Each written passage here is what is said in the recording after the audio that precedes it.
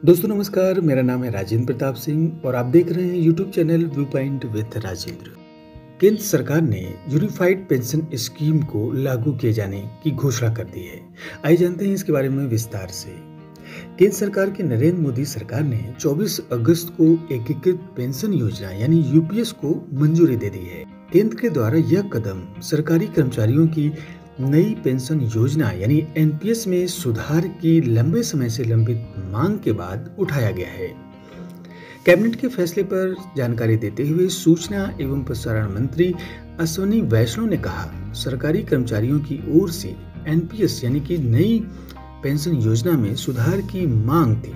प्रधानमंत्री नरेंद्र मोदी ने अप्रैल 2023 में उस समय के वित्त सचिव टीवी सोमनाथन के नेतृत्व में इस पर एक समिति बनाई थी। व्यापक परामर्श और चर्चा के बाद समिति ने एकीकृत पेंशन योजना की सिफारिश की है। आज केंद्रीय मंत्रिमंडल ने इस योजना को मंजूरी दे दी है। आइए जानते हैं यूपीएस स्कीम के कुछ महत्वपूर्ण पॉइंट। पहला, सुनिश्चित पेंशन।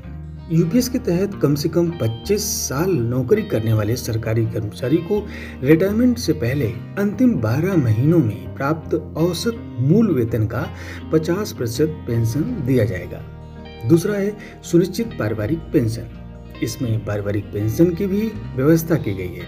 कर्मचारी के मूल वेतन का 60% उसके बाद उसके परिवार को दिया जाएगा कि कर्मचारी की मृत्यु की स्थिति में इसे तुरंत दिया जाएगा। तीसरा है सुनिश्चित न्यूनतम पेंशन।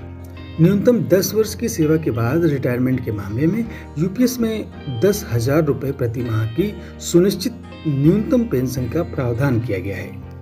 तीसरा है महंगाई का भी ध्यान रखा गया है। सुनिश्चित पेंशन, सुनिश्चित पारिवारिक पेंशन के अलावा नई व्यवस्था में महंगाई भत्ते का भी ध्यान रखा गया है। ग्रेच्युटी, रिटायरमेंट पर ग्रेच्युटी का भुगतान किया जाएगा। इसकी गणना रिटायरमेंट की तिथि पर प्रत्येक पूर्ण 6 महीने की सेवा के लिए मासिक पारिश्रमिक यानी कि वेतन प्लस महंगाई भत्ता का 1/10वां हिस्सा होगा। इस भुगतान से पेंशन की मात्रा कम नहीं होगी। केंद्र सरकार ने कर्मचारियों को नई पेंशन योजना यानी एनपीएस में बने रहने या एकीकृत पेंशन योजना यानी यूपीएस में शामिल होने का फैसला करने का अधिकार होगा। यह उन सभी कर्मचारियों पर भी लागू होगा जो 2004 के बाद से एनपीएस के तहत पहले ही रिटायर हो चुके हैं।